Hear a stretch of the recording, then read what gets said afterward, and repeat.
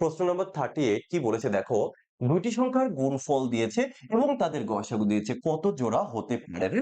তো আমরা কি করে করব? আমরা জানি যে দুইটি সংখ্যার অনুপাতের গুণফল ইকুয়াল টু হচ্ছে গুণফল বাই গসাগু তার স্কোয়ার। তাহলে আমি লিখে নেব আমার গুণফল হচ্ছে কত, 2028, আর গসাগু কত, 13। তাহলে গসাগু স্কোয়ার বলা হয়েছে, তাহলে 13 ইন্টু 13 করবেন।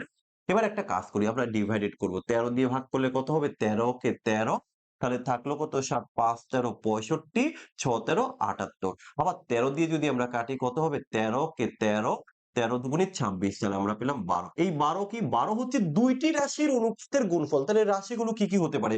আমরা এটাকে আচ্ছা প্রথমে যদি আমি লিখি, প্রথমে 1 ইন্টু 12 লিখবো, আচ্ছা 2 ইন্টু 6 লিখবো, কি কিভাবে 12 হয়, 3 ইন্টু 4 লিখবো, আর কি হবে, আর কিন্তু কিছু হবে না। 4 ইন্টু 3 তো আমি লিখেই নিয়েছি, তো আর হবে না। এবার বুঝতে হবে কতগুলি জোড়া হবে, এটা কি করে বুঝবে? কো প্রাইম হতে হবে, কো প্রাইম মানে যাদের পরস্পর, তোমার দুটি সংখ্যার গসাগু যদি এক হয় সেগুলো হচ্ছে কো প্রাইম। তাহলে এখানে গসাগু এক হবে, এটার গসাগু এক হবে না, এটার গসাগু এক হবে, তাহলে আমরা কয়টা সংখ্যা পেলাম, দুটো। তো তুমি বলবে এখানে দু জোড়া সংখ্যা পাওয়া যাবে। আশা করি ক্লিয়ার হয়েছে। যদি কোনো ডাউট থাকে কমেন্ট করে জানাবে।